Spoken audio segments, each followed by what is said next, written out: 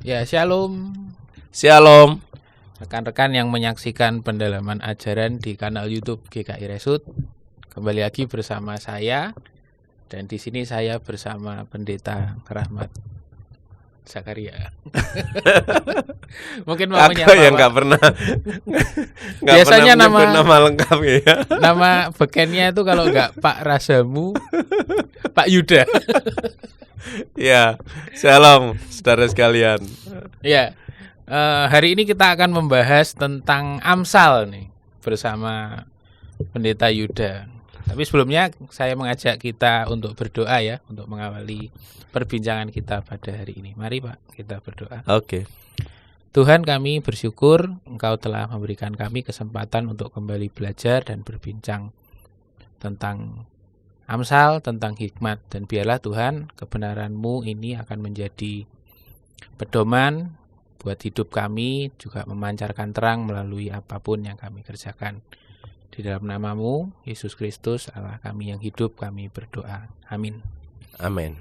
Iya, ini Pak, saya jadi mau mengawali diskusi hari ini tentang Amsal itu. Katanya nih Pak, Amsal itu jadul. Jadi gitu. Anggapannya nih Amsal tuh dianggap jadul gitu. Gimana nih menurut Pak Rahmat? Ini bener enggak ya? Betul enggak Pak? Mungkin perlu diklarifikasi terlebih dulu lah. Pengertiannya jadul itu apa sih gitu. Ya, apa yang zaman dulu? Jadul. Kalau mungkin orang sekarang menggunakan istilah jadul itu kan dalam pengertian out of date, kuno, ketinggalan zaman gitu ya. Nah, kalau jadul dalam arti itu ya Amsal tidak termasuk.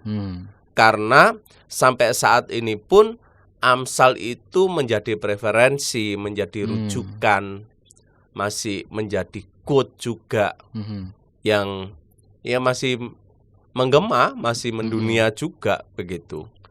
Sehingga kalau dikatakan ketinggalan zaman, tidak relevan, itu enggak banget gitu. Tapi kalau dikatakan jadulnya ini adalah produk zaman dulu, ya itu betul ya Pak? Ya memang betul. Memang betul.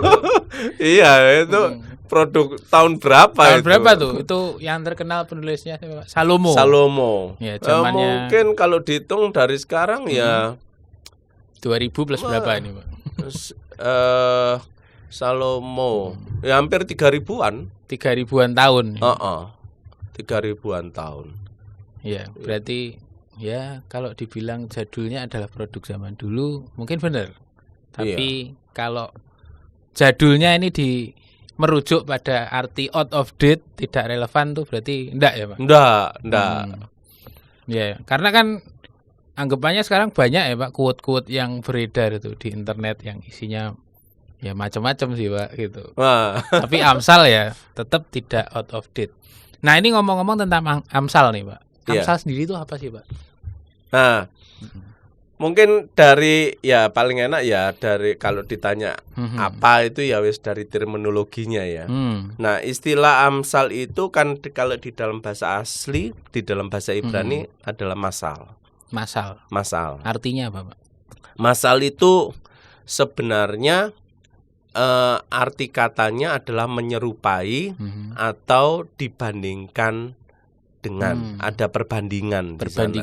Menyerupai atau perbandingan. Itu arti dasarnya itu masal itu kayak gitu. Nah, mungkin kitab ini disebut kitab Amsal karena strukturnya, struktur penulisan di dalam kitab Amsal itu banyak melakukan perbandingan. Lebih baik begini daripada begini. Seperti ini, demikianlah begini misalnya. Kayak yang terkenal, hati yang gembira adalah obat. Tapi semangat yang patah keringkan tulang. Nah, menyerupai, membandingkan gitu. Iya.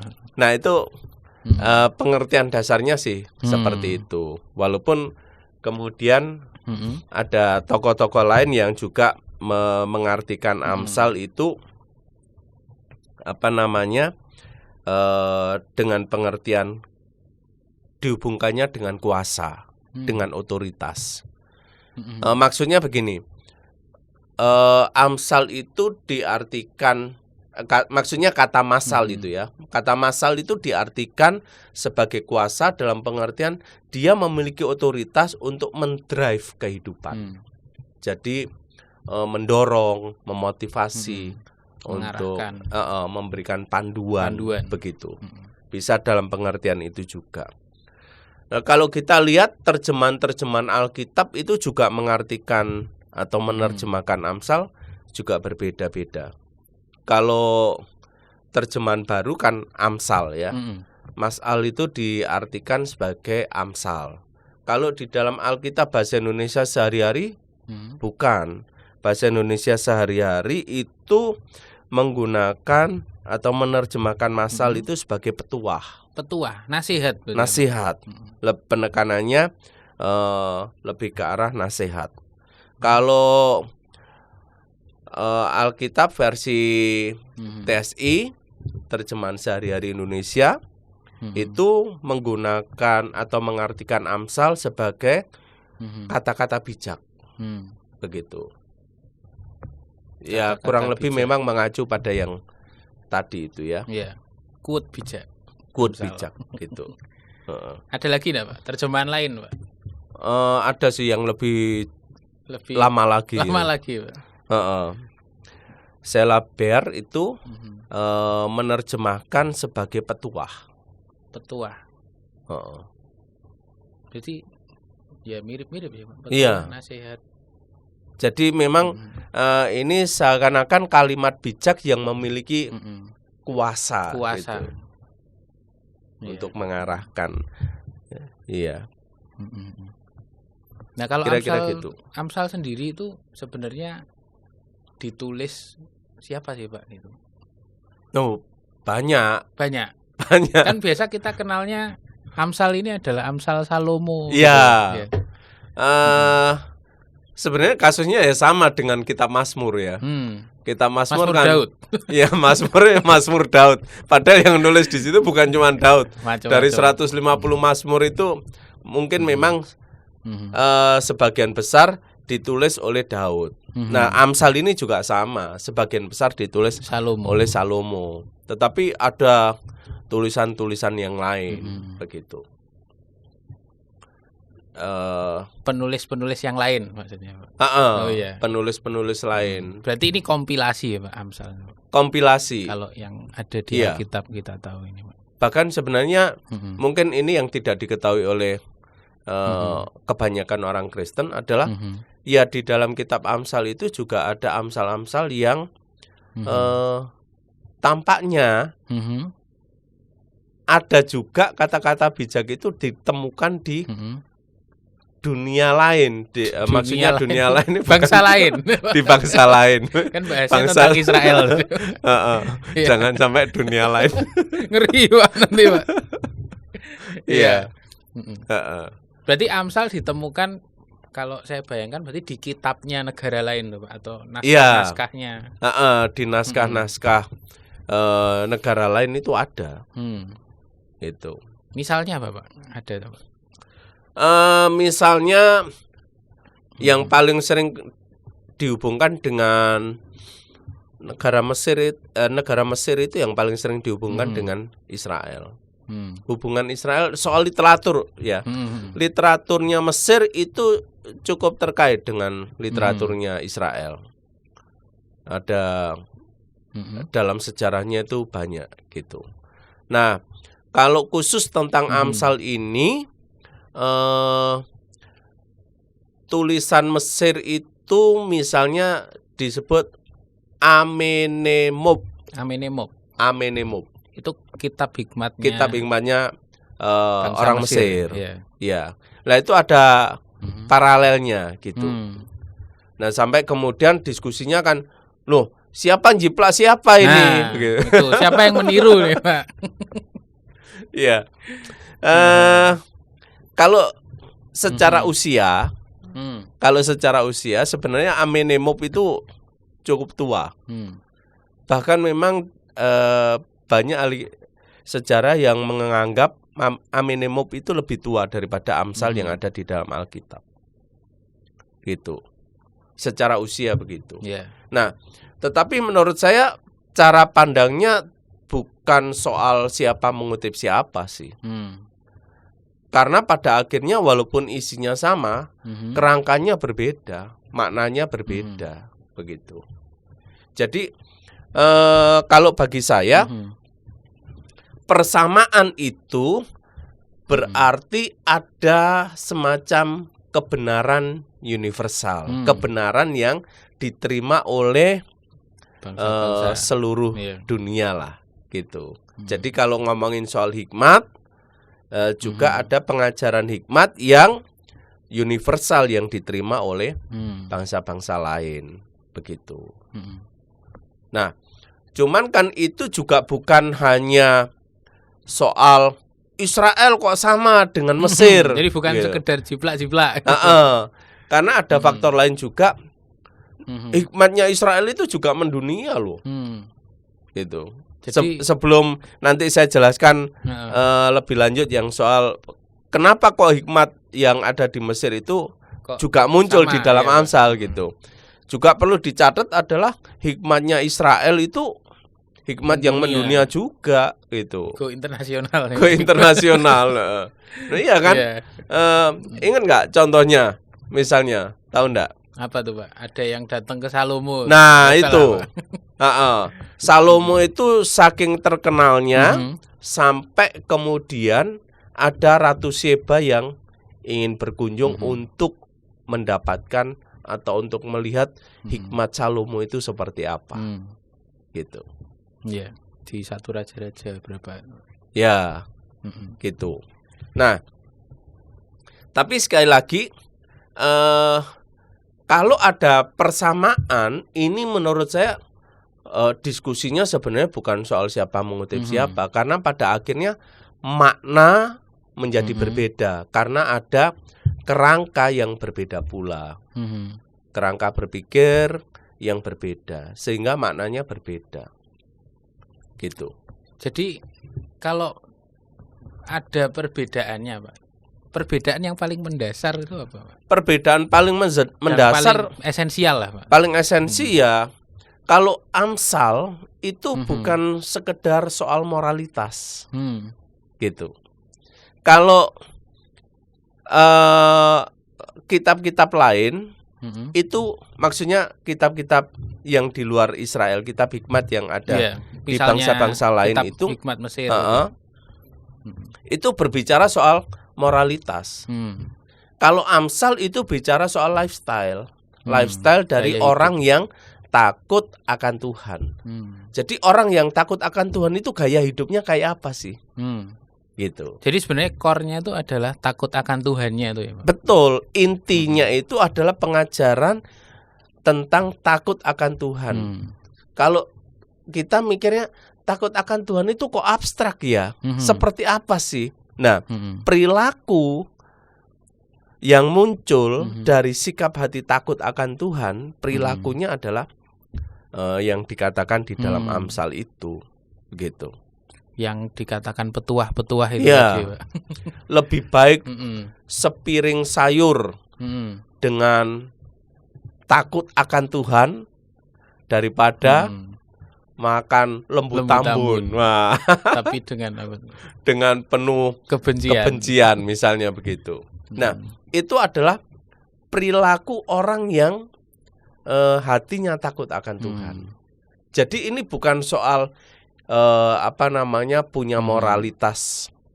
Oh, orang yang bermoral itu orang yang cinta damai. Bukan sekedar itu, tetapi Amsal memberikan frame cinta damai itu adalah ekspresi dari hati yang takut akan Tuhan. Gitu. Jadi Amsal itu fokusnya pada hatimu. Hati yang takut akan Tuhan atau enggak, begitu. Jadi kalau sebenarnya bicara tentang Amsal yang katanya mirip gitu ya, Pak. Tapi tetap core utamanya itu atau motornya itu beda. Iya, beda. Jadi saya sempat mencatat sih, seorang tokoh yang bernama Ravel itu pernah nulis begini. Amsal-amsal di sini bukan ungkapan-ungkapan yang dikenal rakyat pada umumnya, tetapi intisari dari perkataan guru-guru yang mengetahui hukum Allah. Mengetahui hukum Mengetahui hukum Allah Allah dan menerapkannya bagi segenap kehidupan. Jadi mengetahui hukum Allah itu berarti sumbernya adalah hukum Allah. Pengajaran-pengajaran guru-guru itu, orang-orang berhikmat itu, pijakannya adalah hukum Allah. Gitu. Makanya kalau kita ingat kitab Amsal di dalam pengantarnya, kesimpulan dari pengantarnya kan mengatakan Amsal 1 ayat 7, permulaan hikmat adalah takut akan Allah. Gitu. Tetapi orang bodoh menghina didikan. Bodoh jadinya pada akhirnya kan bukan dinilai secara akademis atau IQ. Ya. Tapi bodoh di sini sebutan atau label untuk orang-orang yang tidak takut akan Tuhan, membenci Tuhan, gitu. Iya. Jadi inti atau core-nya ini yang membedakan Amsal dengan tulisan hikmat bangsa-bangsa lain adalah Tuhan ya Pak, sentralnya. Tuhan. Takut akan Tuhan. Takut itu. akan Tuhan. Hukum Allah itu sumber. Hukum Allah. Sumber hikmatnya. Iya. Berbicara tentang moral nih Pak, gitu. Tadi sempat disinggung bahwa beda dong, moral tuh bisa jadi di sini dan di sana berbeda. Gitu. Moral dengan takut akan Tuhan, yang saya sebut lifestyle orang yang takut akan Tuhan sangat berbeda. Jadi contohnya gimana Pak? Biar lebih jelas nih Pak kita memahaminya. Untuk membedakan, jadi gini loh. Moral itu lebih bernuansa konsensus, kesepakatan, nilai dari nilai yang disepakati oleh masyarakat tertentu, kelompok tertentu. Moral itu di situ. Jadi kalau perilakumu sesuai dengan nilai yang menjadi kesepakatan ini, maka perilakumu diterima sebagai perilaku yang bermoral. Di masyarakat itu. Belum tentu di masyarakat yang lain. Dianggap bermoral juga. Contoh gini, kalau ada suku yang tidak berpakaian seperti kita, siapa yang lebih bermoral? Nah, kalau kita pasti nganggap ya kita lebih lebih etis loh, lebih punya moral gitu. Ya, tapi masa seperti itu kah? Gitu. Nah, ada satu cerita dari seorang misionaris bernama Don Richardson. Saya pernah baca bukunya. Dia cerita, dia pelayanan di pedalaman di sebuah suku gitu ya. Nah, ya dia kemudian bercerita tentang Tuhan Yesus yang penuh kasih, yang melayani sesama gitu. Wah, itu orang-orang suku itu mendengarkan dengan terkagum-kagum karena wah moralnya luar biasa ya. Ini teladan banget. Tokoh kayak gini. Iya gitu. Wah ini luar biasa ini. Nah, kekaguman mereka itu sampai pada puncaknya ketika sang misionaris ini menceritakan bahwa pada akhirnya Tuhan Yesus itu dikhianati oleh salah satu muridnya yang sudah tinggal bersama-sama dengan dia selama 3 tahun. Wah, pada waktu orang-orang suku itu mendengar ini, mereka teriak, wah hebat. Ini orang dikhianati malah hebat ya. Nah, yang hebat yang mana? Yang mengkhianati apa yang dikhianati? Bagi mereka yang mengkhianati itu yang hebat. Yang mengkhianati dianggap hebat. Jadi mereka menganggap pengkhianatan itu sebuah tindakan heroik yang luar biasa. Hanya orang-orang yang berhikmat yang bisa berani berkhianat. Jadi di masyarakat itu orang yang berani berkhianat itu dianggap bermoral, patriot ya, Pak. Tapi kalau mengkhianati yang baru kenal gini, itu sudah levelnya level tempe. Begitu. Iya. Nah, bayangin begitu ini sudah hidup bersama 3 tahun, wah itu rekor banget di sejarah masyarakat tersebut ya. Dianggap orang paling dan dekat. Itu, nah bayangin bermoral itu, jadi moralitasnya itu sangat berbeda value-nya. Nah, makanya tidak semua yang bernilai moral itu identik dengan takut akan Tuhan. Begitu. Karena banyak hal itu ya Pak. Terkait kebudayaan juga, terus nilai dari kelompok yang membuat moral tidak selalu sama dengan kehendak Tuhan gitu Pak. Jadi misalnya tulisan di Amenemop, tulisan di Mesir, Hikmat Mesir, itu mungkin sama dengan tulisan yang ada di dalam kitab Amsal. Tetapi kerangka berpikirnya sudah berbeda. Kalau Amenemop, kerangka berpikirnya ya ini ajaran moral. Tapi begitu di kitab Amsal itu bukan ajaran moral lagi, tapi cerminan dari hidup yang takut akan Tuhan. Begitu. Itu lifestyle-nya orang yang hidup takut akan Tuhan. Nah, ini Pak, kita lanjut Pak. Kan Amsal itu kan perjanjian lama nih Pak. Nah, kalau kita maju di PB, adakah Pak keterkaitan itu Amsal dengan kitab-kitab perjanjian baru? Ada dong.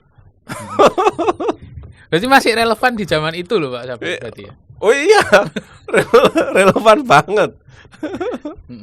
Tuhan Yesus sendiri juga bukan hanya ngomongin Amsal, Tuhan Yesus sendiri ngomongin tentang Salomo, gitu. Salomo di dalam segala hikmatnya, gitu. Tidak mengenakan jubah kebesaran yang seindah rumput atau bunga di padang yang didandani oleh Tuhan, gitu. Oh, jadi Tuhan Yesus sendiri mengakui itu, gitu. Dan itu bukan hanya berhenti di Injil, maksudnya di kitab-kitab perjanjian baru yang lain, di surat Paulus juga muncul. Misalnya ketika Paulus menulis surat kepada jemaat di Roma, dia berbicara tentang sikap hidup orang yang sudah ditebus oleh Kristus, sikap hidup orang yang takut akan Tuhan, itu adalah sikap hidup yang tidak membalas dendam misalnya. Coba kita cek aja Pak, biar akurat Pak. Iya. Misalnya Roma 12 ayat 16. Roma 12 ayat 16. Itu tentang janganlah menganggap dirimu pandai. Iya. Dan pada akhirnya karena menganggap diri pandai, dia bisa memutuskan segala sesuatu. Nah, itu sebenarnya berakar dari kitab Amsal. Amsal pasal 3 ayat 7. Khususnya 7a ya. Gitu. Itu bunyinya, janganlah engkau menganggap dirimu sendiri bijak. Nah, sama kan? Gitu. Nah, kemudian kepada jemaat Korintus yang banyak berantemnya itu, banyak gegerannya itu, Paulus berbicara tentang kasih. Kasih itu sabar, kasih itu murah hati, tidak mencari keuntungan sendiri, tidak pemarah, tidak menyimpan kesalahan orang lain. Nah, itu sebenarnya tulisan Paulus itu berakar dari kitab Amsal. Kitab Amsal itu mengatakan tentang misalnya pasal 10 ya. Amsal pasal 10 ayat 12 mengatakan kebencian menimbulkan pertengkaran, tetapi kasih menutupi segala pelanggaran. Kasih menutupi segala pelanggaran. Di pasal 7 Amsal 17 juga dikatakan sama. Siapa menutupi pelanggaran mengejar kasih, tetapi siapa membangkit-bangkit perkara menceraikan sahabat yang karib. Paulus ketika berbicara tentang kasih merujuk pada Amsal. Dan itu bukan hanya tulisan Paulus. Tulisan Petrus juga sama. Petrus mengatakan hal yang sama di dalam misalnya ini ya, 1 Petrus pasal 4 ayat 8. Tetapi yang terutama, kasihilah sungguh-sungguh seorang akan yang lain, sebab kasih menutupi banyak sekali dosa. Begitu. Jadi ada paralelitas, keparalelan antara PL dan PB. terkait Itu. Amsal ini ya Pak. Iya. Kita kalau dibilang juga ini sudah selisihnya sudah berapa ratus tahun nih Pak. Iya. Bahkan tulisan Amsal itu masih relevan. Iya. Dan buktinya sampai sekarang juga Masih. Amsal tuh masih jadi kutipan di mana-mana tuh Pak. Iya. Dan bukan Iya. hanya kutipan, sebenarnya orang-orang Kristen yang mengaku percaya pada Kristus dan memiliki ingin semakin hidup berkenan di hadapan Tuhan, ingin mencerminkan perilaku yang takut akan Tuhan. Ya, salah satu rujukannya Amsal. Gitu, perilakunya yang berbasis pada kitab Amsal ini. Iya, lifestyle takut akan Tuhan. Lifestyle-nya seperti apa? Betul. Iya. Berarti nih Pak, kalau gitu ini pertanyaan titipan nih Pak. Boleh enggak sih Pak kita mengisi gitu atau posting-posting kalimat-kalimat motivasi gitu, Pak? Oh. Ya boleh. Ya kalau ditanya boleh enggak? Mungkin dalam Ya, tanda kutipnya boleh. karena kan ini asalnya bukan dari Alkitab gitu Pak. Dan banyak quote ngetren itu Pak, Ya. zaman sekarang. Ya kalau ditanya sekali lagi, kalau ditanya boleh ya boleh. Tetapi soal otoritasnya, otoritas tulisan itu seperti apa begitu? Apakah otoritasnya kemudian kita taruh di atasnya kebenaran firman Tuhan gitu? Kita lebih percaya pada ini daripada firman Tuhan gitu. Ya pertanyaan kan kayak gitu. Loh kalau seperti itu, ya apakah kamu menganggap Alkitab bukan sumber hidupmu, landasan hidupmu, begitu. Kalau seperti itu kan jadi salah kaprah gitu. Nah soal otoritas itu. Lalu yang kedua, mungkin yang lebih bisa terlihat di dalam secara kasat mata begitu ya. Kalau tadi kan lebih pada konseptualnya begitu ya. Kalau yang secara terlihat ya ginilah, seberapa banyak itu quote yang kata-kata bijak yang di luar Alkitab itu menguasai hidupmu. Kalau ya ini hitungan matematis untuk memudahkan aja ya gambarannya. Kalau dari 1000 quote yang kamu posting itu 900 quote itu dari luar Alkitab. Lalu 100 quote dari 10% Alkitab aja. hanya 10%. Nah, kamu sering baca Alkitab enggak sih? Begitu. Iya. Jadi soal kuantitasnya itu kan juga cerminan begitu. Lah kok yang menjadi panduan hidupmu malah quote bukan firman Tuhan. Loh kalau firman Tuhan yang menjadi panduan hidupmu, ya harusnya quote itu adalah quote yang terkait dengan firman Tuhan. Persoalannya di sini menurut saya bukan soal sok suci, mentang-mentang Alkitab terus yang diposting. Alkitab. Bukan soal itu. Tetapi kalau imbasnya itu kan begini ya.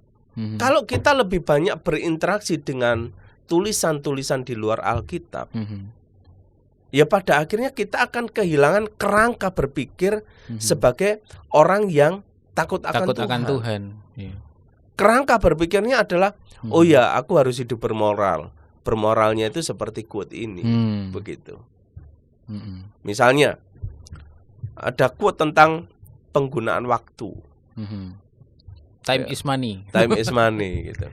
Nah, itu kita tempatkan di dalam kerangka berpikir seperti apa? Jadi kita harus kerja terus, Pak. Kerja terus. Biar Lah akhirnya cepet kaya. jadi orang materialistis dong. Workaholic. Nah, kenapa begitu ya? Karena kita kehilangan kerangka berpikir sebagai orang yang sudah ditebus oleh Allah. Sebagai orang yang takut akan Allah. Kita kerja, tetapi kerja yang di dalam iman Kristen akan berbeda.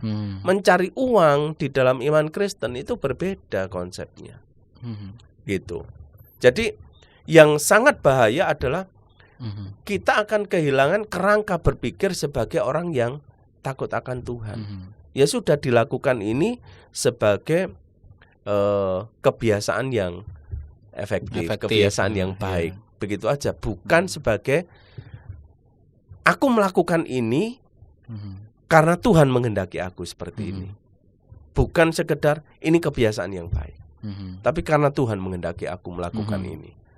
Nah, menurut saya itu kalau hilang di dalam iman Kristen atau kehidupan seorang Kristen, bahaya sekali.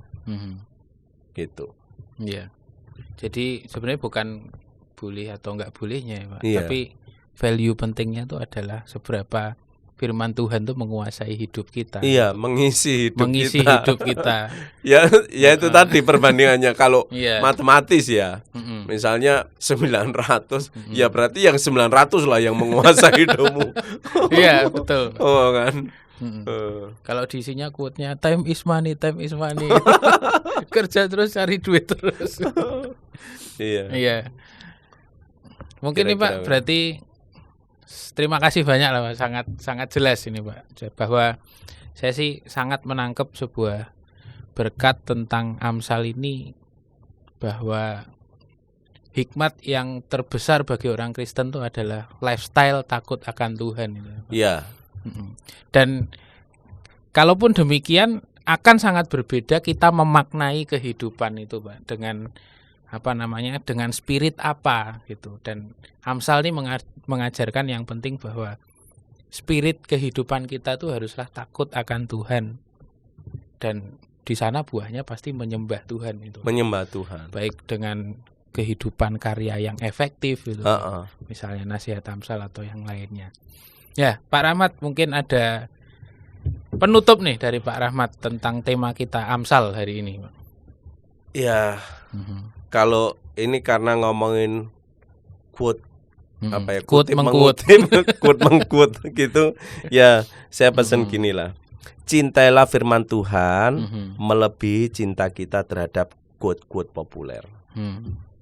Gitu. Ya. Karena ya boleh dilanjut deh. Nah, cintailah firman Tuhan melebihi quote-quote populer. Karena apa? Ya karena kalau kita lebih mencintai quote yang populer itu, ya berarti cinta kita pada Tuhan.